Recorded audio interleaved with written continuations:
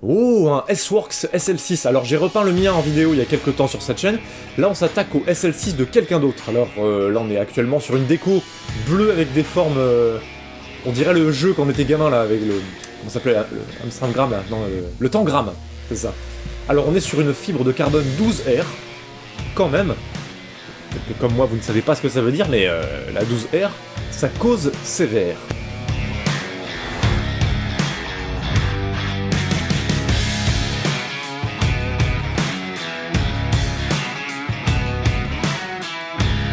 Ok, on va pouvoir l'apprêter. Alors je parle pas souvent de l'après.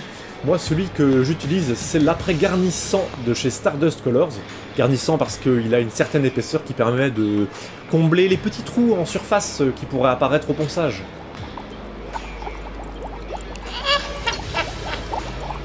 Bon, c'est un produit qui est plutôt simple à passer. Le vélo il a la couleur qu'il a.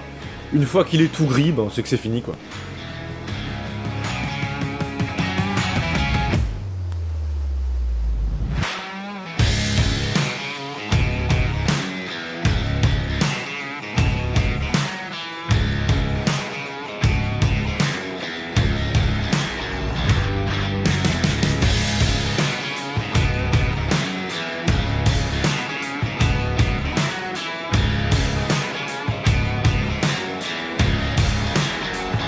Il est grand temps de s'attaquer à la déco, mais cette fois-ci il y aura une petite subtilité.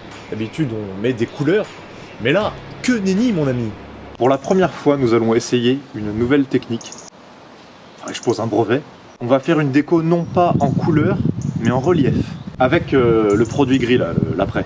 Bon, mais ça reste quand même une déco, donc on va avoir un petit temps de dessin et de collage de pochoirs.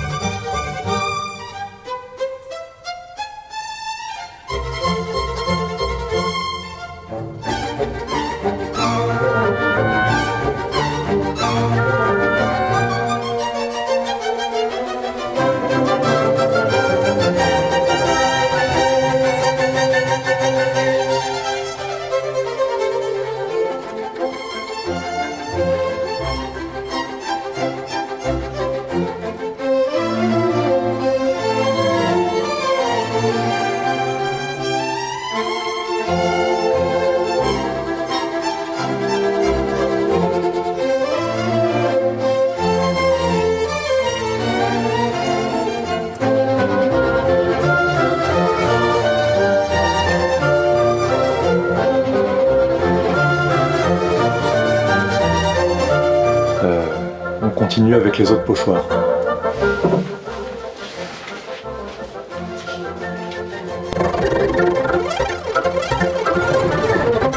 Et voilà, tous nos pochoirs sont collés. On va pouvoir maintenant, remettre exactement la même chose sur le vélo.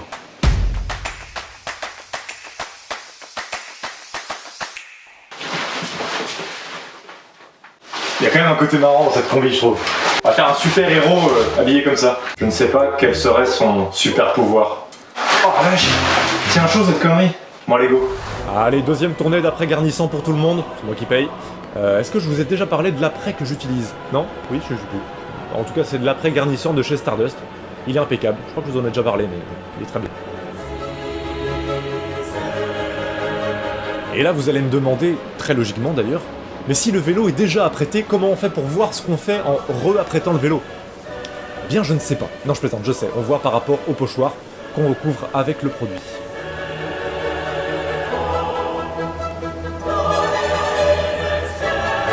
Notre deuxième couche d'après est sèche. En général, quand t'enlèves un pochoir, dessous tu découvres une couleur. Là, tu vas découvrir la même couleur. Waouh, l'effet est incroyablement peu visible. Sur ce point-là, on dirait que je suis en train d'enlever la peau du vélo.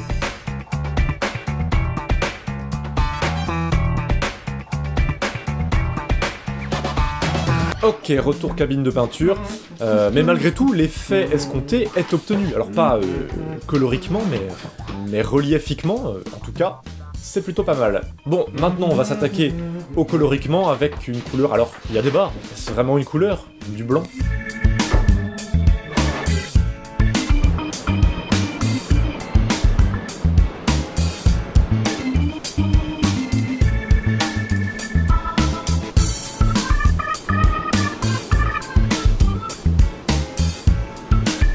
Le blanc à passer sur du gris moyen clair, c'est un peu épuisant mentalement parce qu'en fait en contraste on ne voit rien. Donc on est obligé d'écarquiller les yeux pour voir quoi que ce soit. Ce qui veut dire qu'une fois qu'on a fini, on est quand même plutôt content. Et puis surtout, on va pouvoir passer à la deuxième couleur. Bah non, toujours pas. Puisque c'est du gris métallisé d'un pot que j'ai acheté il y a pas longtemps. Oh merde, mais je l'ai acheté au moins. J'achète toutes mes peintures chez Stardust Colors, elles sont super.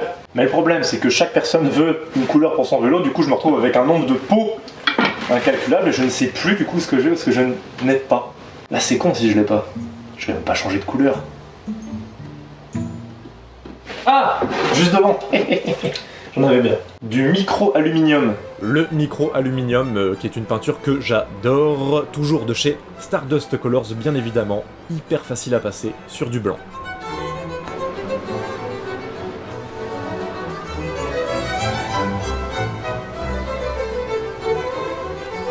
Alors, je vous l'accorde, c'est pas la vidéo la plus impressionnante sur le passage des couleurs sur le vélo.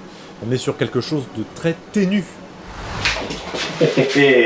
C'est fini, c'est la déco la plus courte que j'ai jamais faite, puisqu'il n'y a qu'une seule couleur. Mais c'est pas totalement fini pour autant, on va juste rajouter un vernis brillant par-dessus. Comme ça, malin on a peint. Là il y a du relief, mais le vernis va rattraper le relief, donc le vélo aura une déco en relief, mais sera lisse à l'extérieur.